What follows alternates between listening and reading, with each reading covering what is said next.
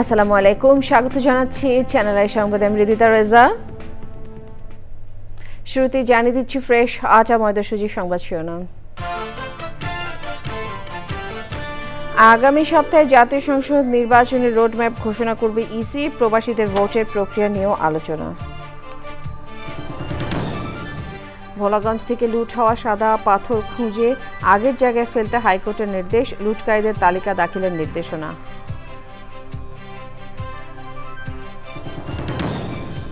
এবং গুলশানের চাঁদাবাজিতে কোনো উপদেষ্টা জড়িত কিনা স্পষ্ট করতে বিএনপির আহ্বান। নির্বাচন নিয়ে টালবাহানাকারীরা স্বৈরতন্ত্রকে ফিরিয়ে আনতে চায় মন্তব্য।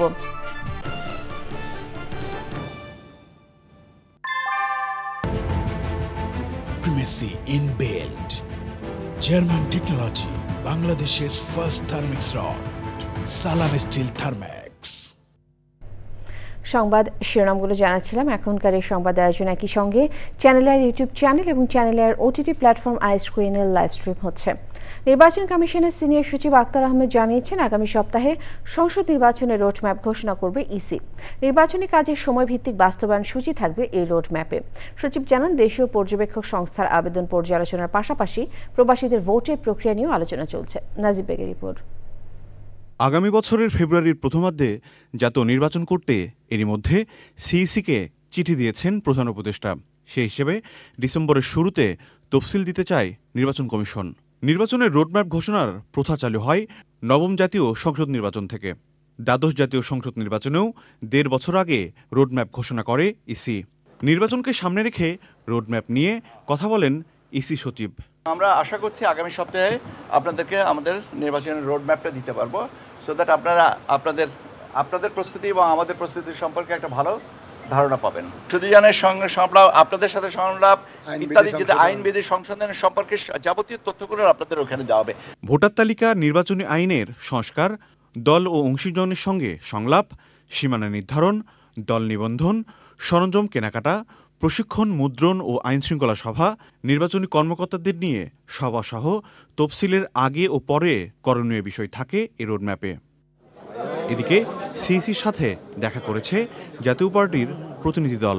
পরে নেতারা বলেন, জাতীয় পার্টিকে নির্বাচনে অযোগ্য ঘোষণার সুযোগ নেই। নির্বাচনে অযোগ্যতা ঘোষণার জন্য যেসব কন্ডিশন আছে নির্বাচনের আইনে, আরপিওতে, তার কোনোটাই জাতীয় পার্টি পড়ে না। যদি জাতীয় পার্টি নির্বাচনে অযোগ্য ঘোষণার ক্রাইটেরিয়ায় না পড়ে, তাহলে জাতীয় পার্টিকে কেন নির্বাচনে অযোগ্য ঘোষণা করা হবে? আর নির্বাচন মানেই তো সকল দলের অংশগ্রহণ। জাতীয় পার্টির আরেক অংশের নেতারা যে কাউন্সিল করেছেন সেটি বৈধ নয় বলেও দাবি করেন তিনি। নাজিব বেগ, চ্যানেল আই, ঢাকা। আগামী 7 দিনের মধ্যে সিলেটের ভোলাগঞ্জ থেকে লুট হওয়া সব সাদা পাথর খুঁজে এনে আগের জায়গায় ফেলার জন্য স্থানীয় প্রশাসনকে নির্দেশ দিয়েছেন হাইকোর্ট। একই সাথে সাদা পাথর লুটকারীদের তালিকা দাখিল করতে বলেছেন আদালত। ওই জায়গা থেকে কেউ যেন পাথর অপসারণ করতে না পারে সেজন্য মনিটরিং টিম করতেও বলা হয়েছে। আর পরিবেশের ক্ষতি নিরূপণে উচ্চ ক্ষমতা সম্পন্ন কমিটি করে রিপোর্ট দিতে বলেছেন আদালত। মাজহার হক মায়নার রিপোর্ট। ঝর্ণার পানির স্রোতে এই নদী বেয়ে ভোলাগঞ্জের জিরো পয়েন্টে নেমে আসে সাদা পাথর। গত বছরের 5ই আগস্টের পর থেকে শুরু হয় পাথর লুটের ঘটনা। অল্প কয়েকদিনে ভ্রমণ পিপাসীদের পছন্দের জায়গাটি পরিণত হয় ক্ষতবিক্ষত স্পটে। এমন বাস্তবতায় এর প্রতিকার চেয়ে একটি মানবাধিকার সংগঠন রিট করলে রুলসহ আদেশ দেন হাইকোর্ট।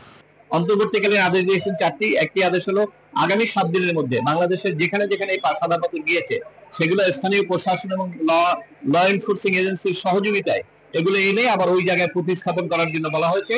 এবং আগামী বৃহস্পতিবার আবার বিভাগীয়কে বলছেন কতদূর পদক্ষেপ নেওয়া হলো সেটি আদালতকে অবহিত করার জন্য। যে ওই ঘটনার সঙ্গে ওখানে যারা জড়িত আছে তাদের নাম ঠিকানা তালিকা তৈরি করে আদালতে সেটা প্রতিবেদন আকারে এফিডেভিট আকারে দাখিল করার জন্য নির্দেশনা দিয়েছে। এদিকে সাদা পাথর লুটের ঘটনায় জড়িতদের বিরুদ্ধে আইনি ব্যবস্থা নেওয়ার নির্দেশনা চেয়ে আরেকটি রিট করেন সুপ্রিম কোর্টের এক আইনজীবী। ইনকোয়ারি রিপোর্টের ভিত্তিতে যারা যারা জড়িত, আমরা বলেছি সেখানে যারা জড়িত আছেন রেসপন্সিবল অথরিটি অ্যান্ড পার্সন, যদি গভর্নমেন্টের কোনো সংস্থার কোনো ব্যর্থতা থেকে থাকে তারা জড়িত থাকেন, এবং যদি কোনো ব্যক্তি জড়িত থাকেন তাদের বিরুদ্ধে লিগ্যাল অ্যাকশন নেওয়ার জন্য, এবং সেখানে গভর্নমেন্টের কী পরিমাণ ফিনান্সিয়াল এবং পরিবেশগত ক্ষতি হয়েছে সেটার একটা রিপোর্ট দেওয়ার জন্য। আইনজীবী জানিয়েছেন, আগামী রোববার এই রিট আবেদনের ওপর শুনানির দিন ঠিক করা হয়েছে। মাজহরক মান্না, চ্যানেল আই, ঢাকা। গুলশানে চাঁদাবাজির ঘটনায় অন্তর্বর্তী সরকারের কোনো উপদেষ্টা জড়িত কিনা তা স্পষ্ট করার আহ্বান জানিয়েছেন বিএনপি স্থায়ী কমিটির সদস্য সালাউদ্দিন আহমেদ। বলেছেন, যারা নির্বাচন বানচালের চেষ্টা কিংবা বয়কট করবে তারা জাতীয় রাজনীতি থেকে মাইনাস হয়ে যাবে। বিএনপির ভাইস চেয়ারম্যান শামসুজ্জামান দুদু বলেছেন, যারা গণতন্ত্র ও নির্বাচন নিয়ে টালবাহানা করছে তারা ফ্যাসিবাদ ও স্বৈরতন্ত্রকে ফিরিয়ে আনতে চায়। মনুল হাসানের রিপোর্ট। জাতীয় নির্বাচন বানচালের ষড়যন্ত্রের প্রতিবাদে জাতীয় প্রেস ক্লাবের সামনে অপরাজয় বাংলার আয়োজিত প্রতীকী যুব সমাবেশ। সংস্কার একটি ধারাবাহিক প্রক্রিয়া, সেই প্রক্রিয়ার মাঝেই নির্ধারিত সময়ে নির্বাচন হতে হবে মন্তব্য করে বিএনপির ভাইস চেয়ারম্যান শামসুজ্জামান দুদু বলেন, সেই লক্ষ্যে সবাইকে ঐক্যবদ্ধ থাকতে হবে। গণতন্ত্র নিয়ে যদি কেউ টালবাহানা করে, নির্বাচন নিয়ে যদি কেউ টালবাহানা করে, তাহলে বুঝতে হবে তারা স্বৈরতন্ত্র এবং ফ্যাসিবাদকে ফিরিয়ে আনতে চাচ্ছে। সেই জন্য আমাদেরকে সাবধান থাকতে হবে। জনাব তারেক রহমান সাহেবের নেতৃত্বে তিনি যেভাবে 16 বছর নেতৃত্ব দিয়ে ফ্যাসিবাদ মুক্ত করেছে বাংলাদেশকে, এবং তার নেতৃত্বে বাংলাদেশের নির্বাচিত সরকার আমরা প্রতিষ্ঠা করতে চাই। গুলশানে নিজ বাসভবনে সমসাময়িক ইস্যুতে সাংবাদিকদের সাথে কথা বলেন বিএনপির স্থায়ী কমিটির সদস্য সালাউদ্দিন আহমেদ। আমি নির্বাচন নিয়ে কোনো সংশয় সংখ্যা দেখি না। যারা আগামী নির্বাচনকে বয়কট করার চেষ্টা করবে ডাইরেক্টলি অর ইনডাইরেক্টলি, তারা জাতীয় রাজনীতি থেকে মাইনাস হয়ে যাবে। গুলশানে একজন সাবেক আওয়ামী লীগের এমপির বাসায় চাঁদাবাজি সংক্রান্ত স্বীকারোক্তিমূলক একটা ভিডিও আছে।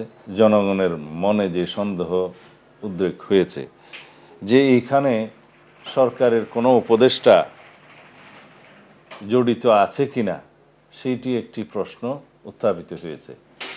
এটা অবশ্যই পরিষ্কার করা দরকার। সুষ্ঠু নির্বাচন অনুষ্ঠানে অন্তর্বর্তী সরকার রাজনৈতিক দলগুলোর সাথে আলোচনা করতে পারে বলেও মন্তব্য করেন বিএনপির এই নেতা। Monul Hasan, channel I, Dhaka. সময় হলো বিরতি নেবার। বিরতি পর আরো সংবাদের সাথে জানিয়ে ফিরব। ইউক্রেন রাশিয়া যুদ্ধ বন্ধে শুক্রবার আলাস্কায় বৈঠক বসছেন ডোনাল্ড ট্রাম্প ও ভ্লাদিমির পুতিন। যুদ্ধবিরতি চুক্তির ঘোষণা নিয়ে সংশয়।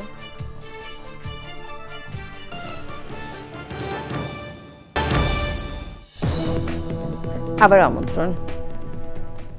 ধানমন্ডির ৩২ নম্বরে শেখ মুজিবুর রহমানের বাড়ির প্রাঙ্গণে বিকেল থেকে অবস্থান নেন বিএনপি নেতাকর্মীরা। সেখানে তারা ফ্যাসিবাদ বিরোধী স্লোগান সহ দফায় দফায় মিছিল করেন। পরে কার্যক্রম নিষিদ্ধ আওয়ামী লীগের কর্মী সন্দেহে একজনকে মারধর করেন ৩২ নম্বরে অবস্থানকারীরা। এরপর তাকে পুলিশি হেফাজতে নেওয়া হয়েছে।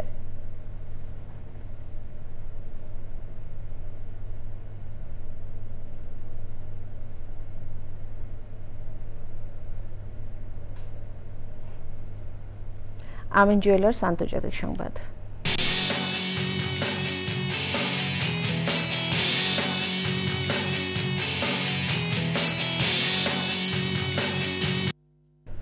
সাড়ে ৩ বছর ধরে চলা রাশিয়া ইউক্রেন যুদ্ধ বন্ধে আগামীকাল যুক্তরাষ্ট্রের আশঙ্কায় বৈঠকে বসবেন মার্কিন প্রেসিডেন্ট ডোনাল্ড ট্রাম্প ও রাশিয়ার প্রেসিডেন্ট ভ্লাদিমির পুতিন। বৈঠক থেকে যুদ্ধবিরতি চুক্তির ঘোষণা আসবে কিনা তা নিয়ে সংশয় রয়েছে। বৃহস্পতিবার ইউক্রেনের প্রেসিডেন্ট ভলোদিমির জেলেনস্কি সহ ইউরোপের নেতাদের সাথে ফোন আলাপ করেছেন ট্রাম্প। পুতিন যদি চুক্তিতে রাজি না হয় রাশিয়ার উপর আরও নিষেধাজ্ঞা আরোপ করা হতে পারে বলেছেন ব্রিটিশ প্রধানমন্ত্রী কিয়ার স্টারমার।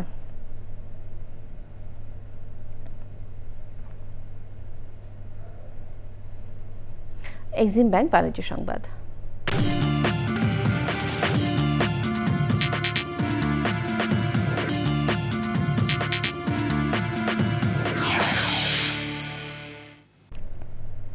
বিদেশ ভ্রমণে মোবাইল ফোনে যোগাযোগ আরও দ্রুত ও সহজ করল মোবাইল ফোন অপারেটর কোম্পানি রবি।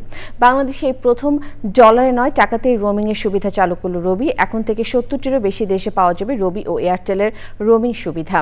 বিকেলে রবির কর্পোরেট অফিসে এই সেবা চালুর আনুষ্ঠানিক ঘোষণা দেওয়া হয়। বলা হয়, বিদেশ ভ্রমণের আগে সরাসরি মূল ব্যালেন্স থেকে বাংলাদেশি টাকায় রোমিং প্যাক কিনতে পারবেন গ্রাহকেরা। তবে প্যাকটি কার্যকর হবে গন্তব্যে পৌঁছানোর পর থেকে। প্রতি ভ্রমণে সর্বোচ্চ ৬,০০০ টাকা এবং প্রতি বছর সর্বোচ্চ ৩০,০০০ টাকা পর্যন্ত রোমিং প্যাক ব্যবহার করতে পারবেন গ্রাহকরা। অনুষ্ঠানে রবির head of marketing Shawkat Chowdhury সহ অন্যরা ছিলেন।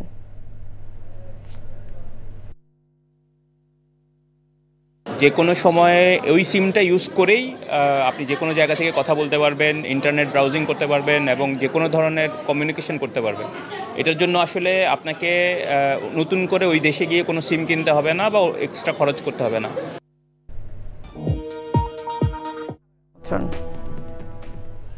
রাজধানীর মাইলস্টোন স্কুল অ্যান্ড কলেজে বিমান দুর্ঘটনায় দগ্ধ আরও একজন শিক্ষিকার মৃত্যু হয়েছে। জাতীয় বার্ন অ্যান্ড প্লাস্টিক সার্জারি ইনস্টিটিউটে চিকিৎসাধীন ওই শিক্ষিকার নাম মাহফুজা খানম।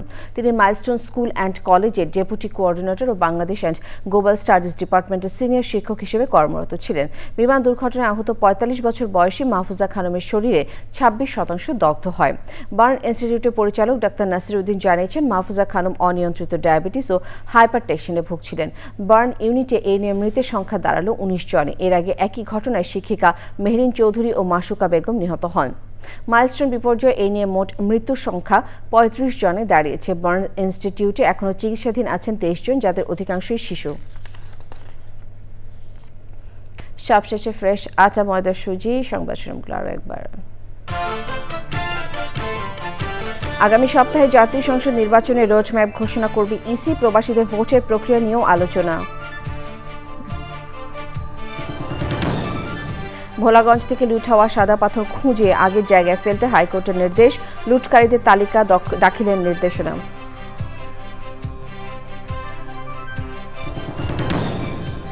এবং গুলশানে চাঁদাবাজিতে কোনো উপদেষ্টা জড়িত কিনা স্পষ্ট করতে বিএনপির আহ্বান। নির্বাচন নিয়ে টালবাহানাকারীরা স্বৈরতন্ত্রকে ফিরিয়ে আনতে চায় মন্তব্য।